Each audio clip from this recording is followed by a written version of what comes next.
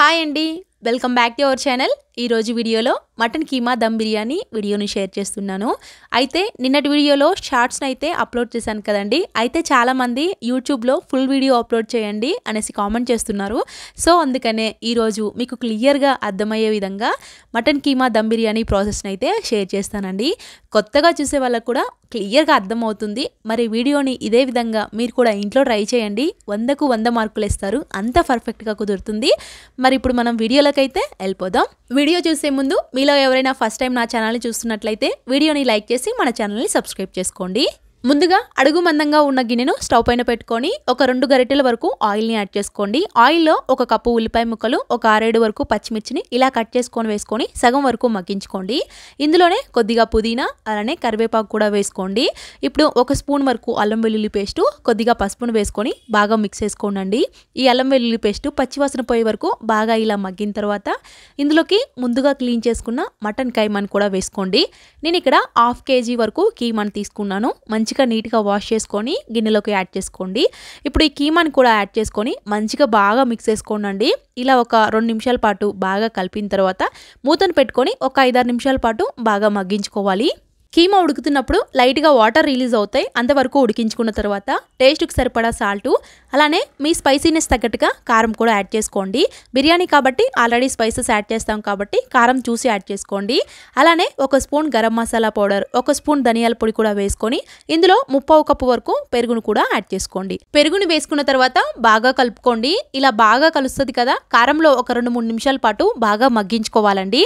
ఇలా మగ్గిన తర్వాత ఇందులోకి ఇప్పుడు గ్లాసున్నర వరకు వాటర్ యాడ్ చేసుకోండి.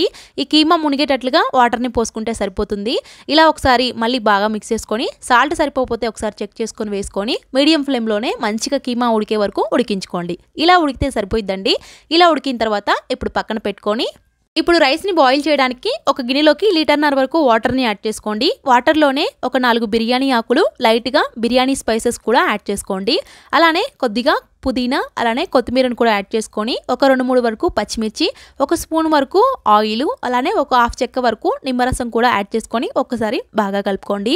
ఇలా వాటర్ బాగా మరుగుతున్నప్పుడు ఇందులోకి ముందు నానబెట్టుకున్న బాస్మతి రైస్ని అయితే యాడ్ చేసుకోండి. నేను ఇక్కడ రైస్ని ఒక 20 నిమిషాల పాటు ముందు నానబెట్టుకున్నానండి. ఇక్కడ రైస్ క్వాంటిటీ వచ్చేసి 1/2 kg వరకు రైస్ తీసుకున్నాను. 1/2 kg రైస్కి 1/2 kg మటన్ కీమా తీసుకున్నానండి. పర్ఫెక్ట్గా చాలా టేస్టీగా బాగుంటుందండి. సో ఇప్పుడు రైస్ అయితే నాకు ఇక్కడ 80% వరకు ఉడికించుకోవాలండి.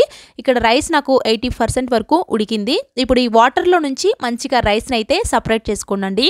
ఇలా ఏదైనా హోల్స్ గిన్నెలోకి రైస్ని అంతా కూడా తీసుకొని సపరేట్ చేసుకొని పక్కన పెట్టుకోండి. ఇప్పుడు మటన్ కీమాని ఇప్పుడు స్టవ్ పైన పెట్టుకొని ఈ కీమాలో నుంచి కొంచెం కీమాని సపరేట్ చేసుకొని పెట్టుకోండి. ఇప్పుడు ఈ కీమాలోకి నేను ముందుగానే ఫ్రైడ్ ఆనియన్స్ని ఫ్రై చేసుకొని పెట్టుకున్నానండి. ఒక 2 ఉల్లిపాయల్ని మంచిగా ఫ్రై చేసుకొని పెట్టుకున్నాను. మంచిగా ఈ కీమా పైన ఫ్రైడ్ ఆనియన్స్, పుదీనా, కొత్తిమీరని వేసుకున్న తర్వాత ముందు ఉడికించుకున్న రైస్ని కూడా కొంచెం వేసుకోండి. ఒక 4-5 గరిటెలు వేసుకున్న తర్వాత మళ్ళీ మధ్యలో లైట్గా ఫ్రైడ్ ఆనియన్స్, కొంచెం కొత్తిమీర, పుదీనా వేసుకొని ఒక 1/2 స్పూన్ వరకు బిర్యానీ మసాలా కూడా వేసుకోండి. మధ్యలో వేసుకున్నారంటే రైస్కి ఫ్లేవర్ చాలా మంచిగా పడుతుంది. తర్వాత మిగతా రైస్ని కూడా వేసుకొని 2 స్పూన్ల వరకు నెయ్యి అలానే ఉడికించి సపరేట్ చేసి పెట్టుకున్న ఈ మటన్ కీమా అలానే కొంచెం బిర్యానీ మసాలా, ముందు ఫ్రై చేసుకున్న ఇంకా మిగిలిన ఫ్రైడ్ ఆనియన్స్ అన్నీ కూడా వేసేసుకొని పుదీనా, కొత్తిమీర కూడా వేసేసుకోండి. తర్వాత మీకు నచ్చితే అలానే ఇంట్లో ఉంటే కొంచెం ఎలాచీ పౌడర్ని కూడా వేసుకోవచ్చు, లేకపోతే స్కిప్ చేయొచ్చండి. అలానే ముందు ఉడికించుకున్న రైస్లో నుంచి వాటర్ ఉంటాయి కదా, ఆ వాటర్ని ముందుగా కొంచెం గిన్నెలోకి సపరేట్ చేసుకొని పెట్టుకొని అందులోనే కొంచెం ఫుడ్ కలర్ కూడా వేసుకొని మంచిగా బిర్యానీ పైన వరకు మంచిగా స్ప్రెడ్ చేసుకోండి. చుట్టూ కూడా ఒక 1/2 గ్లాస్ వరకు వాటర్ పోసుకుంటే సరిపోతుంది. ఇలా మొత్తం అన్నీ యాడ్ చేసుకున్న తర్వాత ఆవిరి బయటికి పోకుండా మూతను టైట్గా పెట్టుకొని పైన ఏదైనా బయటను పెట్టుకోండి. మీకు నచ్చితే కొంచెం పిండిని కూడా చుట్టూ ఆవిరి అనేది బయటికి పోకుండా పెట్టుకోవచ్చు అండి. అంతేనండి, ఒక 15 నిమిషాల పాటు సిమ్ టు మీడియం ఫ్లేమ్లో పెట్టారంటే మనకు పర్ఫెక్ట్గా ఉడుకుతుందండి ఈ మటన్ కీమా బిర్యానీ రెసిపీ.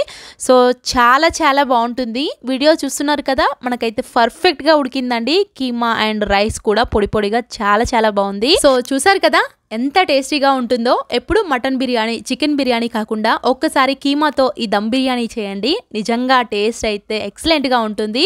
మరి మీరు కూడా ట్రై చేసి మీకు ఎలా కుదిరింది అనేది కామెంట్ బాక్స్లో తెలియజేయడం మర్చిపోవద్దు. మళ్ళీ మరొక మంచి వీడియోతో మీ ముందుంటాను. Thank you for watching.